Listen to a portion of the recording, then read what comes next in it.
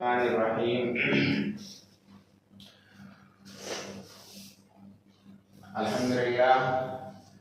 हम सबको ये सीखते हुए बहुत खुशी हो रही है कि गर्मी के छुट्टी के दिनों में उतलतुस्सैफ, हम सब बताए थे कि उतलतुस्सैफ गर्मी की छुट्टी बोलते हैं, जैसे समर कैंप इंग्लिश में बोलते हैं, समर वेकेशन। तो हम सब कुरान करीम के नाम को सीखे हैं, उसके बाद हरूफ मुफरदात को सीखे हैं, फिर नुक्तों का बयान पढ़े हम सब, सिंबल डॉट का, फिर उसके बाद हरकत पढ़े थे जिसमें ज़बर ज़ेर पेश वगैरह पढ़े थे।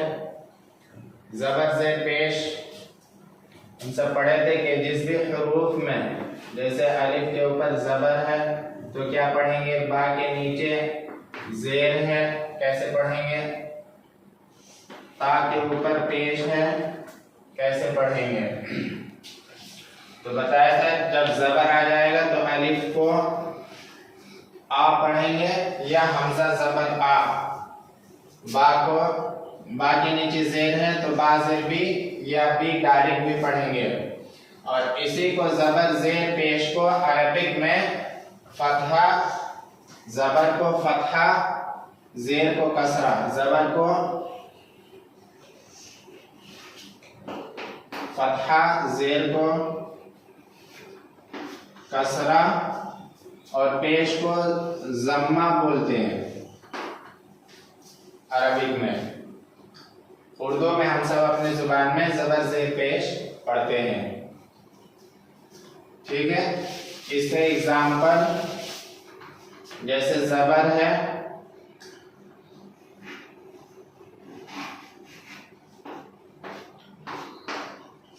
आबादा, इसको कीजिए आ बा आबा दा, आबादा ऐसे बोलेंगे, या आइन ज़बर आ, बा ज़बर बा, आबा, दाल ज़बर दा, आबादा, दोनों तरह से बोलेंगे, ठीक है। ये आइन की शक्ल, आइन ऐसे लिखा जाता है लेकिन इसके जेन में इतना ही रह जाता है। ये नीचे वाला जब भी मिल जाएगा दूसरे हरूफ के साथ तो नीचे वाला खत्म हो जाता है, या तो फिर इसी के लास्ट में आए, जैसे बालागा, बालागा हरूफ में मिला हुआ है लेकिन एंड में आ रहा है, एकदम लास्ट में आ रहा है, तो फिर यहाँ पे पूरी शक्ल आ जाएगी, ठीक। ये फतहा का हो गया। कसरा का जैसे इबिल,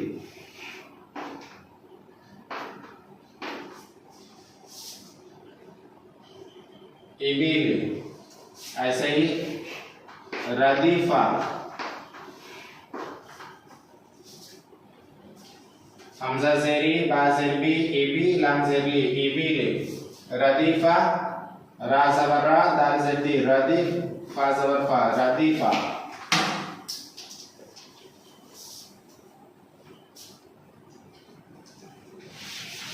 ठीक है, आप तो समझ। ऐसे ही पेश, पेश था इसका सुदुसु,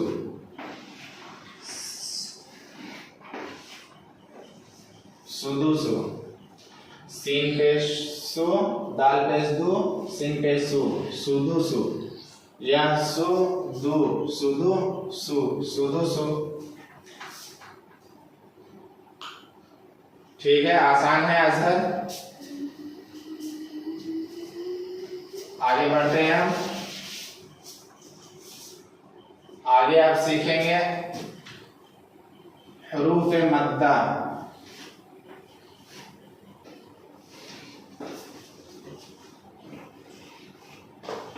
हरूफ मद्दा ये है, हरूफ मद्दा में आता है अलिफ, वाव, या, ये हरूफ मद्दा कहलाती हैं, ठीक है। ये सब हरूफ मद्दा ज़बर, ज़ेर, पेश। इसके बाद ये हुरूफ आते हैं, जैसे ज़बर ज़ेर पेश के बाद इनमें से कोई भी हरफ आएगा तो वहां पे मद किया जाएगा, मद्दा के साथ पढ़ेंगे। जैसे अलिफ मद्दा को हम सब पढ़ें तो अलिफ रहेगा, उससे पहले ज़बर रहेगा। जैसे हमजा अलिफ ज़बर आ, ठीक है। तो अलिफ मद्दा से पहले, अलिफ से पहले ज़बर रहेगा हमेशा। तो अलिफ से पहले ज़बर वाले हरफ जब भी रहेंगे उसको खींच करके पढ़ेंगे, थोड़ा मुंह खुलेगी। हमजा अलिफ ज़बर आ, ठीक। ऐसे ही बा अलिफ ज़बर बा, ता अलिफ ज़बर ता, ठीक है। तो ये अलिफ मद्दा हो गया। इसके बाद या मद्दा, ये या रहेगा, इस पे जज़म रहेगी, इससे पहले ज़ेर रहेगा हमेशा। या मद्दा से पहले ज़ेर रहता है। जैसे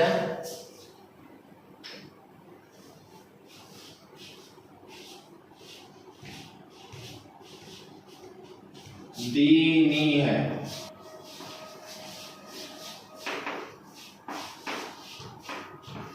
दीनी, तो दी दालिया ज़ेर दी है, या साकिन, उससे पहले ज़ेर, इससे पहले जो भी हर्फ रहेगा उसमें ज़ेर रहेगा और उसको खींच करके पढ़ेंगे। दालिया ज़ेर दी,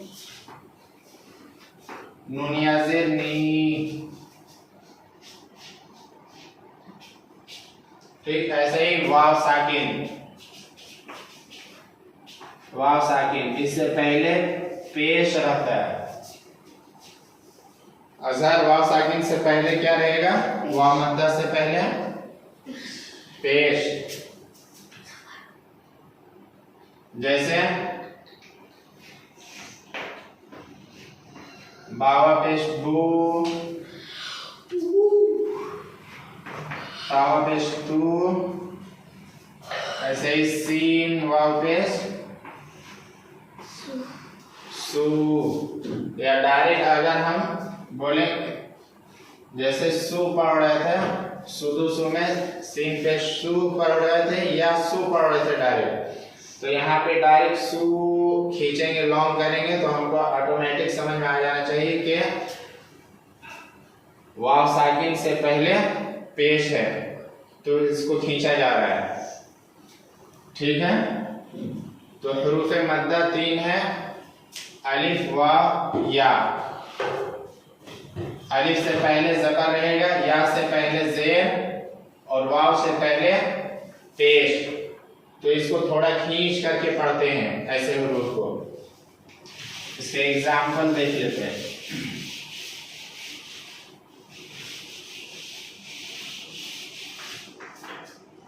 हुरूफ मद्दा अलिफ या वाव। अलिफ मद्दा का जैसे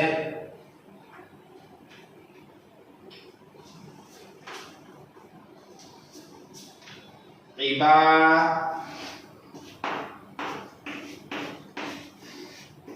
इबादी, तो अलिफ मद्दा, अलिफ से पहले बा पे ज़बर है, बा को खींच करके पढ़ रहे हैं, ठीक है। और या साकिन से पहले, या मद्दा से पहले दाल है, इसके नीचे ज़ेर है, तो इसको भी खींच के पढ़ रहे हैं, इबादी, ठीक। वाव साकिन से पहले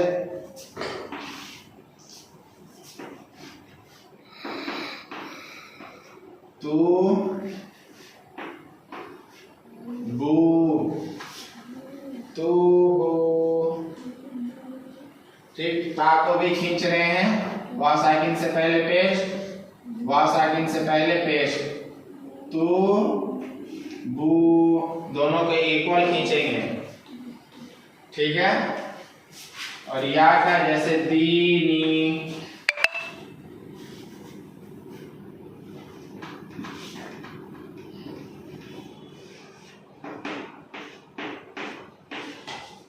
दालिया से दी, नूनिया से नी, दी नी, दोनों को इक्वल खींचेंगे, ठीक है। दी नी, ठीक। तो हरूफ मद्दा कितने हैं? 3, अलिफ, या, वाव, ठीक है। समझ में आ गई बात पूरी? तो अब इस तरह के अब ज़बर वाले जितने हरूफ हैं, जितने लेटर्स आएंगे उसको हम पढ़ सकेंगे, और जितने भी हरूफ मद के साथ आएंगे वो मद या तो अलिफ हो या हो या वाव हो, वो भी हम पढ़ लेंगे आसानी से। अजहर, अब्दुल समद बोलिए हाँ कि ना, पढ़ पाएंगे? ऐसे हरूफ पढ़ लेंगे। कोई और एग्जाम्पल लिखें, मिसाल एक और क्वेश्चन ले लेते हैं। और जैसे राज़िकीना, राज़िकीना,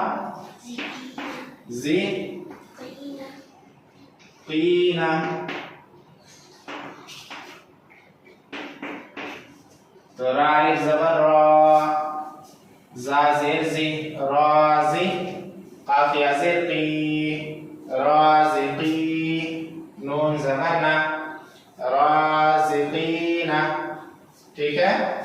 ऐसे ही दा खिरूना, दाखिलूना, दाल अलिफ ज़बर दा, खाज़िर खी, दाखी, रा पेश रू, दाखिलू, नून ज़बर ना, दाखिलूना। हम सब सीख लिए कि कुरान को कैसे पढ़ेंगे, वो सारे लेटर्स पढ़ लिए, अल्फाबेटिक अलिफ से लेकर के या तक। उसके बाद नुक्ते पढ़े, ज़बर ज़ेर पेश के हरूफ पढ़े, फिर उसके बाद हरूफ मद्दा पढ़े। अब इंशाल्लाह इसके बाद कल बात आई थी कि सो कर के उठते हैं तो वज़ू और बाथरूम वगैरह करते हैं, ब्रश वगैरह करते हैं, तो कल मिसवाक करने का तरीका सीखा था, अच्छे से कैसे पकड़ना है मिसवाक को वो भी सीख लिए थे। अब आज इंशाअल्लाह सीखेंगे गुस्ल का बयान कि गुस्ल हमें कैसे करना चाहिए।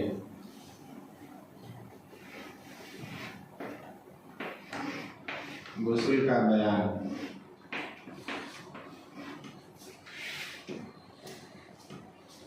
ठीक है। अब इसमें जानेंगे हम गुस्ल के तहत, इसके बयान में जब आएंगे हम सब अल्हम्दुलिल्लाह जिस मज़हब के मानने वाले हैं इस्लाम, हमें ये पाक साफ रहना, सफाई सुथराई का भी दर्स देता है। और सफाई सुथराई के बारे में हदीस में आता है कि अत्तहूरु शत्रुल ईमान, पाकी को आधा ईमान करार दिया गया है। हम इस्लाम ले आए, ईमान कबूल कर लिए, और पाकी से अगर हमारा वास्ता नहीं रहता है तो हमारा ईमान अधूरा रहता है। लेकिन हम जब पाक साफ हो जाते हैं, इसीलिए इस्लाम लाने के बाद गुस्ल का भी, गुस्ल मसनून है, मुस्तहब है कि हम इस्लाम, कोई भी बंदा इस्लाम कबूल करे तो इस्लाम लाने के बाद उसे गुस्ल कर लेना चाहिए, ये मुस्तहब होता है। तो गुस्ल का बयान हम सब पढ़ेंगे। अब जानेंगे कि गुस्ल हमें कब करना जरूरी होता है, कब फर्ज होता है, वाजिब होता है कि हमें उस वक्त गुस्ल करना ही है। ऐसे मवाक़े और मराहिल क्या क्या हैं। तो गुस्ल नंबर 1 जरूरी होता है खुरूज मनी के बाद। इंसान को बहुत से ऐसे मराहिल, ऐसे वक्त आते हैं कि जब मनी का खुरूज हो जाता है शहवत के साथ, तो ऐसे वक्त में जिसमें फोर्स और जोर हो, ऐसा जब खुरूज मनी होता है उसके बाद गुस्ल वाजिब होता है।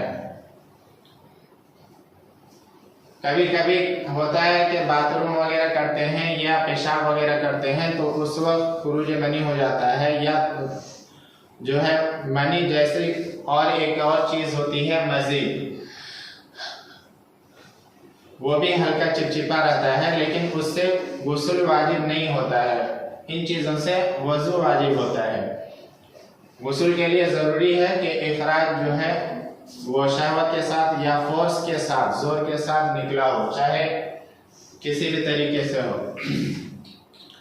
नंबर दूसरा होता है मुबाशरत के बाद। नंबर 2 मुबाशरत के बाद, हम बिस्तरी के बाद, सोहबत के बाद गुस्ल वाजिब हो जाता है, चाहे इखराज मनी हो या ना हो। दुखूल का शर्त है, दुखूल हो जाए तो फिर गुस्ल वाजिब हो जाता है। नंबर 3 है हैज़ के बाद। हैज़ से जब अय्याम हैज़ से जब फारिग हो जाए तो उसके बाद भी गुस्ल वाजिब होता है। नंबर 4 है निफास के बाद, खुरूज मनी। नंबर 2 मुबाशरत।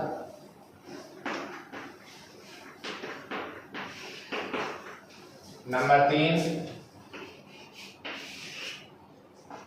हैज़।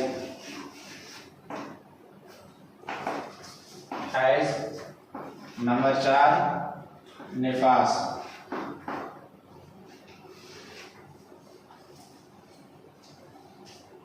फिर हैज़ जब रुक जाता है, बंद हो जाता है, तो उसके बाद नहाना वाजिब होता है। ऐसे ही निफास जब रुक जाए, इसके जो मुद्दत आती है 40 दिन, वो कसीर की है कि बहुत ज़्यादा से ज़्यादा 40 दिन रहता है, लेकिन ज़रूरी नहीं है कि बहुत से ख़वातीन को 40 दिन से पहले ही रुक जाता है। तो निफास के जो खून जाते हैं वो रुकने बंद होने के बाद गुस्ल वाजिब हो जाता है। तो ये 4 जगह हैं जहाँ पे गुस्ल नहाना हमको ज़रूरी होता है।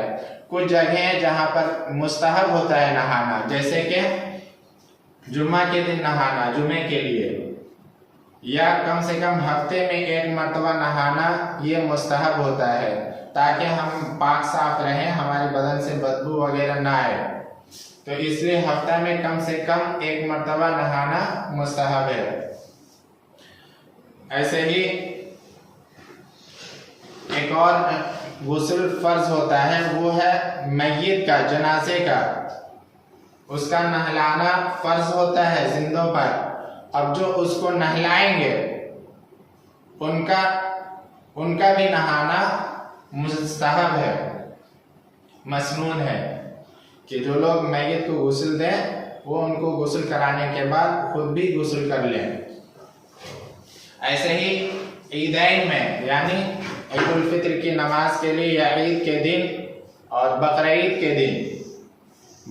के दिन गुस्ल करना मुस्तहब है।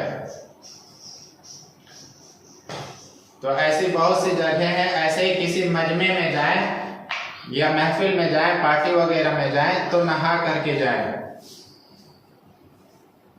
तो इन जगहों पर नहाना मुस्तहब है। तो हम सीख लिए कि गुस्ल हमें कब करनी है, कब जरूरत है। अब इसके आगे सीखेंगे कि हमको कितना पानी इस्तेमाल करना है गुस्ल में। नहाते वक्त हम कितना पानी इस्तेमाल करें। कम से कम 1 सा होता है पानी, सा बोलते हैं।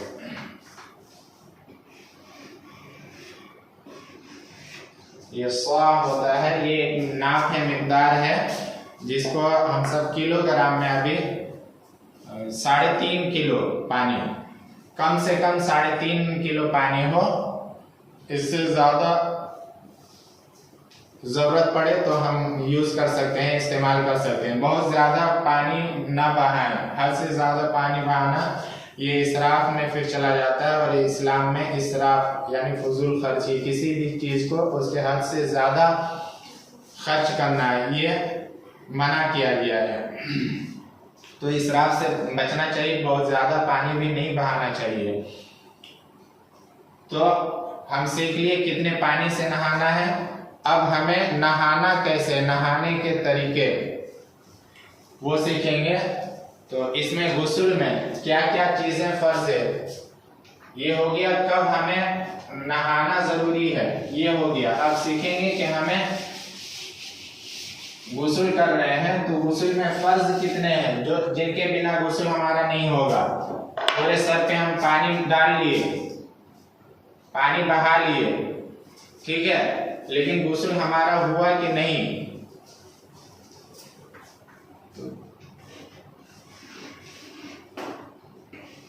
गुस्ल के फराइज,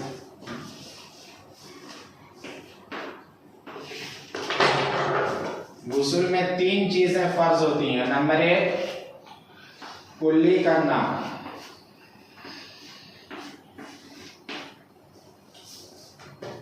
नंबर 1 कुल्ली करना। कुल्ली करना समझते हैं अजहर? कुल्ली करना समझते हैं? कुल्ली करने का मतलब होता है मुंह में पानी लेना और इतना पानी कि मुंह के चारों ओर तमाम हिस्से में पानी पहुंच जाए, ये कुल्ली करना हुआ। नंबर 2 नाक में पानी डालना,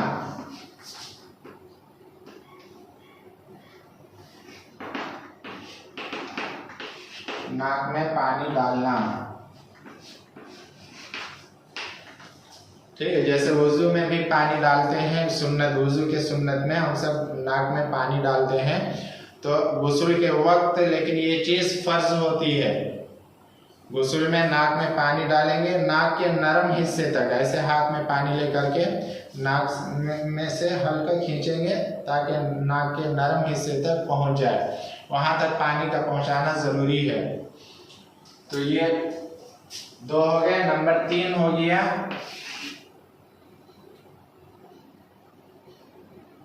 पूरे बदन पर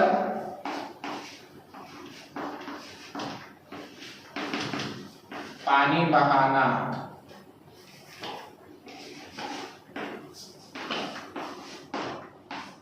ठीक है। नंबर 3 पूरे बदन या पूरे जिस्म पर पानी बहाना। एक मतलब पूरे बदन पर पानी बहा ले, तो ये 3 चीजें फर्ज हुई। कुल्ली करना, नाक में पानी डालना, पूरे बदन पर पानी बहाना, ये 3 चीजें मस्ट है, जरूरी है। इसके बिना अगर कोई समंदर में भी डुबकी लगा लगा करके निकल जाए और कुल्ली ना करे या नाक में पानी, उसमें नाक में पानी समंदर में उतरेंगे तो चला जाता है, लेकिन हमें इसका ख्याल रखना होगा कि हाँ गया कि नहीं गया। तो ये चीज फर्ज है, इसका हमको मैंडेटरी होता है, जरूरी होता है कि हम इसका ख्याल रखें। तो ये फर्ज हो गया। ये चीजें जब हम कर लेंगे तो हमारा गुस्ल अदा हो जाएगा, हम नापाकी से पाक हो जाएंगे। अब आए कुछ मुस्तहब चीजें होती हैं जिसको नहाते वक्त करना बेहतर होता है। तो अब मुस्तहबात क्या है, मसनून और क्या क्या है, वो चीजें हम सीखेंगे, जानेंगे। जैसे कि गुस्ल में ऐसी जगह बैठना जहां पर नीचे पानी जमा ना होता हो, ये मुस्तहब है कि गुस्ल के लिए हम ऐसे जगह का इंतखाब करें जहां पर हम पानी जो डाल रहे हैं अपने ऊपर वो बह करके दूसरी जगह चले जाए, वहां पे रुके ना। लेकिन अगर वहीं पे रुक जा रहा है तब भी हम वहां पे नहा सकते हैं। मुस्तहब है, बेहतर रहता है कि हम ऐसी जगह नहाएं जहां पे पानी ना रुके। और सबसे पहले गुस्ल में मुस्तहब ये है कि हम दोनों हाथ गट्टों तक धोएं, जैसे वजू के वक्त दोनों हाथ धो लेते हैं, तो दोनों हाथ गट्टों तक धोएं। उसके बाद फिर जो नजासत हमारे जिस्म में कहीं भी लगी हुई है उसको धो लें, या शर्मगाह की जगह को धो लें, ये मुस्तहब है। फिर गुस्ल से पहले वजू कर लें, जैसे आम हम वजू करते हैं वैसे ही वजू करना, ये भी मुस्तहब है। पूरा ही वजू कर लेंगे। अगर पानी वहां पे रुक जाता हो तो पाँव नहीं धोएंगे, पाँव पूरे जिस्म में पानी नहाने के बाद या गुस्ल करने के बाद फिर ऊंची जगह पर चले जाएंगे, तब हम जो है पाँव धोएंगे वजू का। लेकिन अगर पानी वहां नहीं रुकता है तो पूरा ही वजू पाँव के साथ धो लेंगे, वजू कर लेंगे। फिर नहाते वक्त कपड़े का पूरा उतारना, ये भी कर सकता है आदमी। अगर ऐसी जगह जहां पर, और ऐसी ही जगह का सिलेक्शन करना चाहिए जहां पे किसी की नजर ना पड़े, तो ऐसी जगह का सेलेक्ट करें जहां पर किसी की निगाह ना पहुंचती हो। प्लस नहाने के बाद जितना जल्दी हो सके हम अपने बदन को फिर छिपा लें। और ये भी चीज है कि नहाते वक्त कोई कलमा वगैरह या कोई विर्द हम ना करें, कोई जिक्र ना करें। और पर्दा का भी खास ख्याल रखें। अगर बरहाना नहा रहे हैं तो कोशिश करें कि बैठ के नहाएं, ये ज़्यादा मुनासिब है। खड़े होकर के भी नहा सकते हैं, लेकिन बैठ करके नहाना ये ज़्यादा अफजल है। ठीक है, तो ये हम सीख लिए कि गुस्ल कब हम पर फर्ज है, गुस्ल में के अंदर क्या क्या चीज़ें करनी ज़रूरी है, गुस्ल के मुस्तहबात क्या हैं। अब इंशाल्लाह इसके बाद फिर एक और चीज़ है जो ज़रूरी है, जिसका सीखना जानना हम पर बहुत ज़रूरी होता है। वो ये है कि कौन कौन सा पानी हमारे लिए पाक है, पाक करने वाली है, और जिससे हम वज़ू कर सकते हैं, गुस्ल कर सकते हैं, इसको इस्तेमाल में ला सकते हैं। इसका इंशाल्लाह हम सब नेक्स्ट क्लास में हम सब सीखेंगे।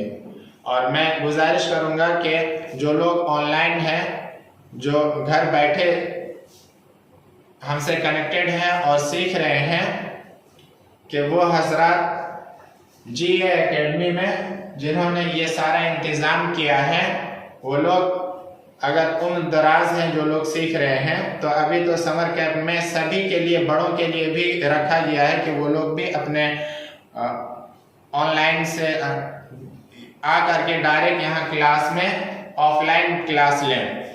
और या कम से कम जब यहाँ से इतनी अच्छी चीज़ें दी जा रही हैं कि हमको दीन के अच्छे तालीमात के साथ साथ दुनियावी उलूम भी दिए जा रहे हैं, अपने बच्चों को GA एकेडमी तक भेजें ताकि उनका मुस्तकबिल रोशन हो, उन्हें कहीं पे किसी रुसवाई का सामना ना करना पड़े, और कंप्लीट हर फील्ड के, हर खित्ते के उलूम से वो आरास्ता हों। इसके लिए ज़रूरी है कि हम अच्छे एकेडमी में अपने बच्चों को भेजें। मैं गुजारिश करूँगा कि आप हजरत अपने बच्चों को GA एकेडमी में या ऐसी जगह जहाँ पे आपको लगे कि हाँ यहाँ पे दीन की भी अच्छी तालीम दी जा रही है, क्योंकि हम पर ज़रूरी है कि हम अपने बच्चों की तरबियत अच्छे तरीके से करें।